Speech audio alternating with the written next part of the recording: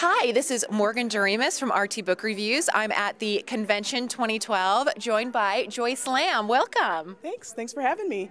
And the reason I wanted to talk to you is because you are doing such exciting things. Whenever you think of romance and you think of the bestseller list, you're always going to find some, Susan Elizabeth Phillips and Nora Roberts and all of these phenomenal authors, and they're always at the top of the bestseller list. But then when you look at the reviews or you look in the actual newspaper itself, you're not seeing these people. However, USA Today, you have a column, and it's called Happily Ever After, and you actually give these readers what they want. What you're seeing on the bestseller list, what the authors that you're seeing that are selling these great romances, you're interviewing, you're giving reviews for, and I think that is one of the most exciting things happening in romance today. Oh, thank you. Thank you very much. Yeah, it was actually, the idea kind of came to me out of the blue. I'm a copy editor at USA Today, and I was copy editing, we have a video game blog, and as I was copy editing this, I thought, video games are to men and boys what romance novels are to women, and they also have sex and violence in them, and we're still covering them. So, I pitched the idea. It's like, this is, video game blog, but it's about romance novels, and it's, the women. And they were like, hey, that's a great idea. Why didn't we think of this before? I know. And, it just so happened that we just had hired a new digital books editor who was very enthusiastic, and he's wonderful and, very evolved for a guy, because he was really interested in romance novels, even though he doesn't read them and stuff. So he's been great. I mean, just really supportive and really driving, ideas for it and everything. So I was really lucky. It was a timing thing. Well, one of the great things about Happy Ever After is you can go on it, and one day you might read about a great new inspirational romance. The next day you might read about an up-and-coming contemporary author, and then you're going to have a guest blog from an erotica author. So you really cover all of the different genres that fall under that romance banner. Mm-hmm. Yeah, that was one of the ideas when I pitched, is that I wanted to be all-inclusive. Mm-hmm. I'm like, it's a major media, so I wasn't sure if I could get away with the erotica stuff. So, but like I said, Scott, who, is the digital books editor at the time, he was like, yes, let's do everything. We don't want to leave anybody out. It's got to be, we're mainstream media, so we need to cover everybody. So I thought that was great, and I've really kind of tried to push the envelope to see how far I can go. And, we've had a lot of discussion about erotica lately because of the 50 Shades of Grey thing. Yep. And, I've really had some frank interviews, and no one's said anything. Maybe they're not even reading them, but I don't know. It's like, that's probably a good thing. But no one has saying, oh, well, you can't do that because we're USA Today. I mean, it's been, the support has been amazing.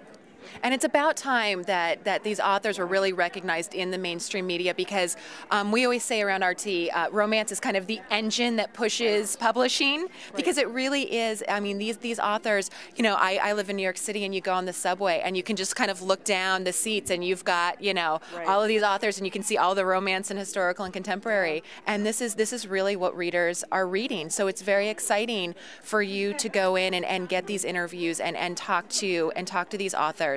From your point of view, what are you finding right now that is the most popular? What are some things that you're doing that you're getting some great feedback for? Well, I think the author interviews are very popular, because I try to take a different tack with them. I try to be a little more personal with the author, like introducing the reader to the person. And so I kind of stay away from the questions like, well, what inspires your ideas, because readers can get that information somewhere else. I mean, it's done very well there, but I just, I want them to be able to get something at Happy Ever After that they can't find elsewhere. And one of those things is my interaction with the authors. Many of them are my friends, because I'm also an author. So I have a little bit of a different outlook, and I know more about like the kinds of questions I would like to be asked as an author. And I think that helps a lot. So there's, a little more of a personal angle to the interviews, and I try to have fun with it. It's like, and authors are just so supportive, and they're so wonderful, and they just go with it. They really respond to it, because I can be kind of sarcastic and ask, silly questions, and they'll just go with it. I mean, one interview I did with Lavinia Kent, I knew she was a huge Buffy fan, and so one of the questions I asked her was, complete the lyrics in this song, you know, from the Buffy musical. And I'm like, you can't cheat, you can't look it up. And of course I knew she would get it. And she was talking about how she cleans to the Buffy soundtrack. And I just thought that was such a that's great information. As a reader, I would think, you know, that would be kind of like, oh my gosh, that's so fun. Especially because she doesn't necessarily write that kind of book. It's interesting to know that she, right. Yeah, it's just like this element of her personality. I mean, it wasn't news to anybody that she loved Buffy, but I just think, you know, the little tidbit about the cleaning and the, you know, singing along was kind of, you know, can you picture that? Well, like you said, you are an author, so you have a very unique insight into kind of this world, this publishing world. And I want to talk a little bit about your writing, because you are a phenomenal romantic suspense author. Yeah, and I love rom suspense. Anybody that's been watching these videos knows that I love a good shoot 'em up, you know, hiding from the enemies. Your True trilogy has been so well received from readers, from critics. Can you talk a little bit about that the trilogy? What do you call the trilogy? I call it the trilogy. Yeah. Well, basically, what was happening was I was writing romantic suspense. I love romantic suspense too, and the paranormal thing was happening. Yeah. And I didn't want to do vampires or werewolves because that was already out there and done so incredibly well that there's no way I could top what people were already doing. But I still wanted that supernatural angle in some ways. So I thought, well, I could do like psychics, but I didn't want to do just ordinary psychic who can see the future or can read people's minds, or, you know, that kind of stuff has been done too. So I thought, well, what if I took a psychic ability and supercharged it? Like made up some reason that it was, you know, like really intense, and then, you know, hook the mystery into that thing, and have the ability be new to the heroine, so it's like she's getting to know this weird ability at the same time that the reader is. So, you know, that's really where the idea came from, and then it just kind of rolled off from there, because for each book I wanted it to be different for each heroine, so I wasn't writing the same book over and over again.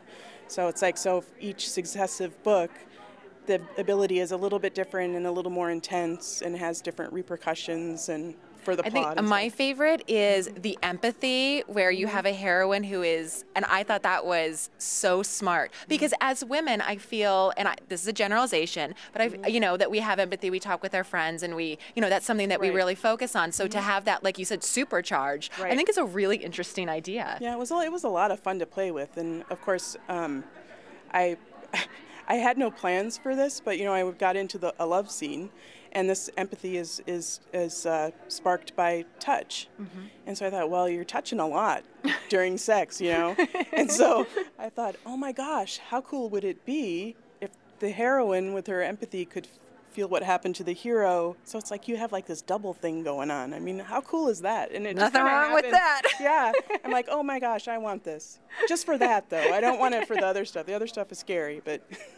You know, that was just kind of, I think I might have had a glass of wine when that hit me. You know, I was writing my scene, all of a sudden I'm like, oh my gosh. Well, speaking of romantic suspense, I know that you have something coming out, very exciting, ebook, and it is romantic suspense. Can you tell us about that project? Sure. It's as you hear from a lot of authors who are self-publishing, it's a book that never sold. Yep. So I've had it for a little while. I'm doing some editing on it to update it, but it's about a newspaper photographer. I'm a journalist, so, you know, newsrooms are all my thing. Who she thinks she has a picture that she took of something bad, so someone's after this picture, but it's really not that. She just assumes it is because she's a newspaper photographer, and the reporter, or the hero, is a reporter, and they're actually my favorite couple of all my books, and which, you know, is kind of weird. It's like, how can this be my favorite and it's the only one that hasn't sold, you know? So I'm going to put it out there, and, you know, people can decide for themselves. I'm shooting for May. Excellent. And I heard it's going to be 99-cent download. Or you have 99-cent downloads, so your backlist, people can go and find out and read more of your stuff. So this new one that's coming out, do you have a title for it yet? Yes, it's called Flash Heat. Flash Heat. Ooh. You know, it's like photographers, and they do flashes, and it takes place in Florida. It's hot. That works. Yeah. That works. Yeah. Well, speaking of digital, I know another digital project that I'm very excited about. Me too. Happy Ever After, your USA Today column. It is now an app. Yep. There's an app for that. There's an app for it. Yep. It's an iPad app, You have to search for Happy Ever After USA Today right now because it's not high up in the results because it just launched yesterday.